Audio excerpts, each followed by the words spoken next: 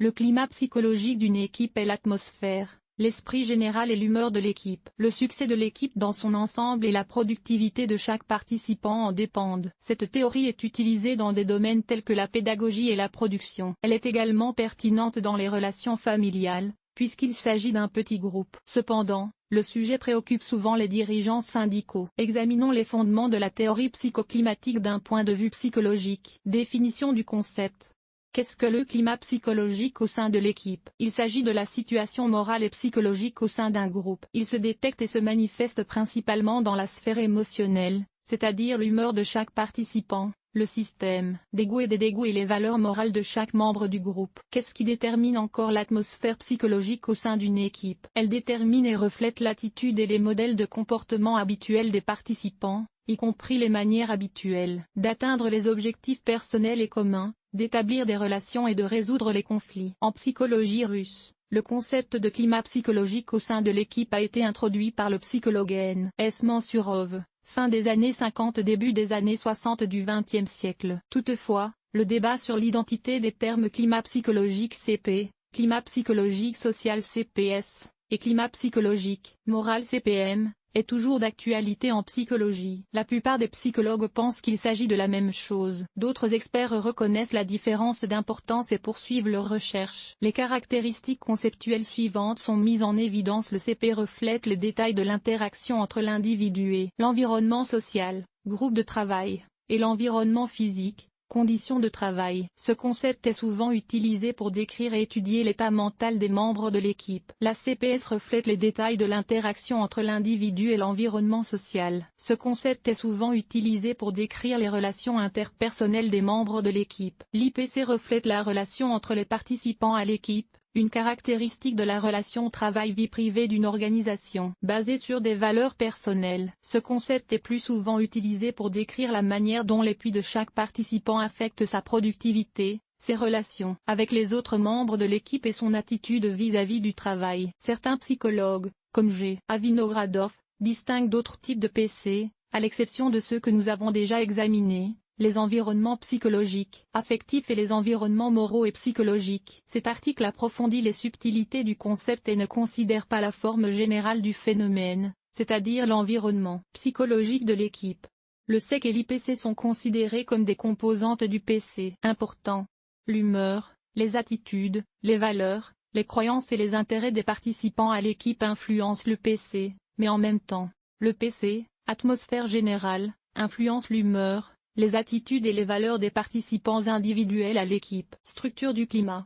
La structure du climat d'une équipe de travail comprend deux éléments: les relations entre les personnes, les attitudes à l'égard du travail. Il existe deux types de relations interpersonnelles, branches de la structure latérale, horizontale, c'est-à-dire entre les subordonnés, les relations verticales, c'est-à-dire entre les subordonnés et les supérieurs. Chacun de ces trois types de relations affecte la cohésion de l'équipe, la satisfaction des employés et leur motivation à continuer à travailler au sein de cette équipe. Climat favorable et défavorable. Les CP sont à la fois favorables et défavorables. Dans le premier cas, tous les participants sont de bonne humeur et la cause commune progresse bien. Dans le second cas, l'intensité des émotions de l'équipe se fait sentir. Les conflits sont fréquents et les participants sont stressés. Examinez les caractéristiques des deux types de climat psychologique sous la forme d'un tableau comparatif. Critères de comparaison: climat favorable, climat défavorable, humeur optimiste, pessimiste, cohésion. Les membres du groupe se soutiennent et s'entraident dispersés. En espoir, la haine est observée. Nature interpersonnelle: tous les participants sont bienveillants, les comportements agressifs prévalent, l'atmosphère de travail et tout se passe facilement et naturellement. Tous les employés ont pour objectif de réussir et se suggèrent mutuellement des exigences appropriées. Il y a de la tension dans chaque action, il y a la peur de la punition, les membres de l'équipe sont trop exigeants les uns envers les autres ou, à l'inverse, il y a de la tolérance. La communication. Les membres de l'équipe interagissent ouvertement, chaque participant ne se préoccupe que de ses problèmes, est froid et fermé aux autres. La création d'un environnement psychologique favorable au sein de l'équipe est essentielle pour l'organisation. Dans ces conditions, le travail et la productivité de chaque employé augmentent et les risques d'accidents et de conflits sont minimisés. Tous les dirigeants s'efforcent de créer un PC favorable dans leurs équipes. À noter, avec un PC sain dans l'équipe, tant les besoins individuels des participants que les objectifs généraux du groupe sont satisfaits. En outre, les tâches et le comportement de l'équipe sont conformes aux normes sociales et à la loi. Niveau. En psychologie, il est d'usage de considérer le climat psychologique à deux niveaux, deux types. Le niveau statique. Il fait partie du climat et est dû aux caractéristiques stables de l'équipe. Il s'agit d'un système de sympathie et d'antipathie, d'attitude, de valeurs et de croyances des travailleurs. Ce niveau de climat résiste aux effets des facteurs externes négatifs. Atteindre ce niveau est une priorité dans la liste des compétences. Le climat statique est caractéristique des groupes plus âgés, mais même ces groupes ne peuvent pas toujours atteindre ce niveau. Niveau dynamique. Il fait partie du climat, change tous les jours et dépend des humeurs, des problèmes urgents de la vie et des événements importants dans la vie des travailleurs. Ce niveau est caractéristique des groupes jeunes et frais. Cependant, dans une équipe plus âgée, il peut y avoir un climat dynamique, c'est-à-dire instable. Il est vulnérable face à l'influence de facteurs externes. Dans un climat statique, les participants se sentent en sécurité. Au niveau dynamique, il y a un sentiment de tension et d'instabilité. Les signes.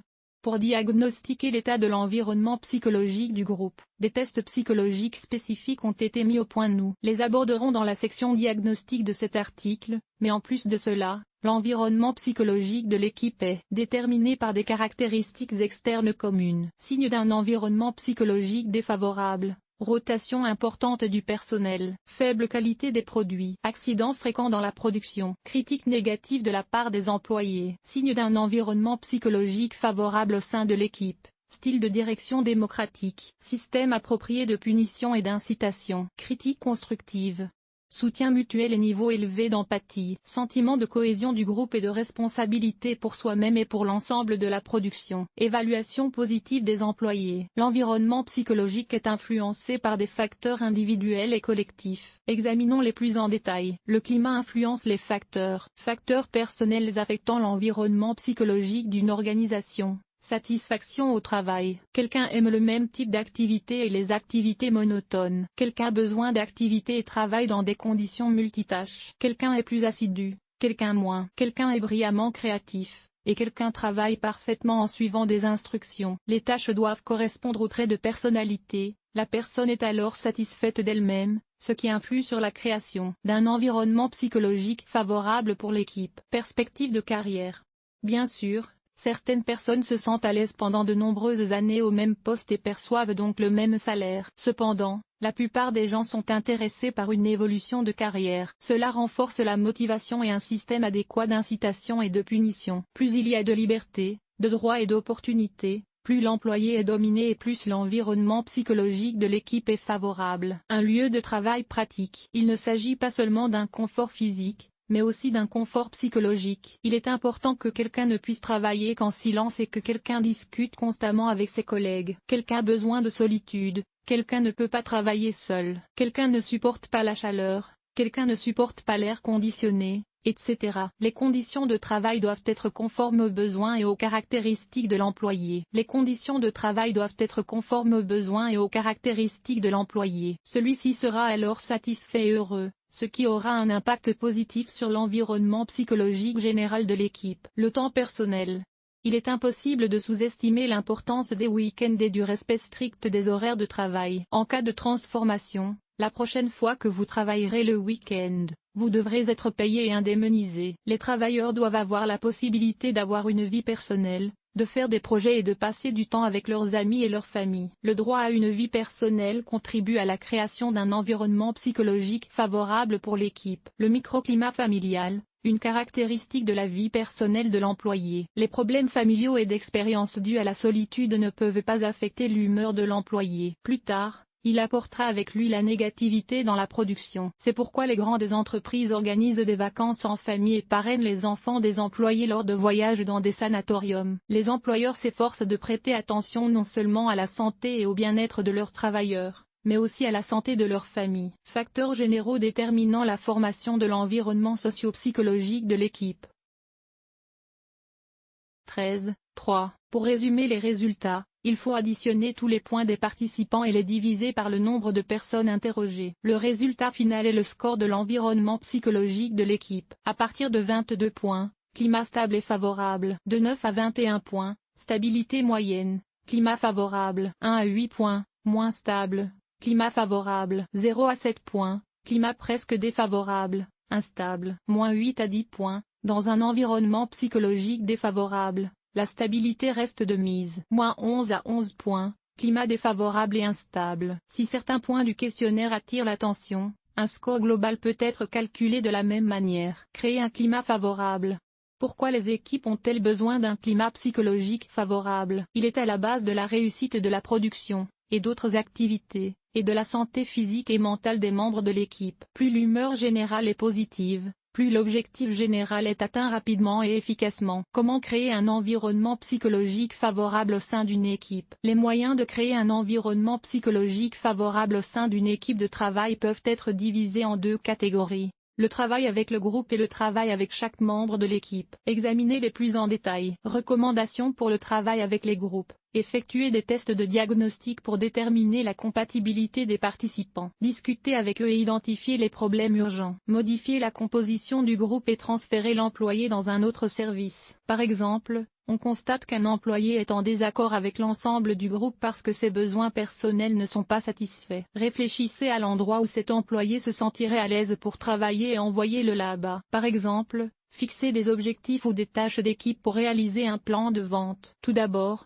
délimitez à nouveau l'équipe. Ensuite, vous pouvez identifier les maillons faibles et les leaders perturbateurs. Peut-être le processus révèle-t-il que certains employés travaillent à la limite de leur capacité, tandis que d'autres ne participent pas à l'activité en général. Le licenciement ou la redistribution de ces derniers améliore la productivité du travail et l'environnement psychologique de l'équipe. Organisez des cours de formation gratuits, des classes de maître ou des pauses pour les employés. En outre, évaluez et, si nécessaire, changer de poste. Recommandations pour le travail individuel avec les employés. Définir clairement les fonctions, les exigences et les tâches proposées aux employés. Saper l'autorité du chef ou d'autres employés en organisant des événements éducatifs avec des personnes pour traquer les leaders perturbateurs et dissiper les rumeurs. Identifier les leaders positifs informels qui peuvent influencer le reste des participants de l'équipe. Recommandations à l'intention des cadres, pour qu'ils travaillent seuls. Soyez basique et responsable. Être proactif et prendre des initiatives. Observer la discipline dans leur propre production. Être ouvert,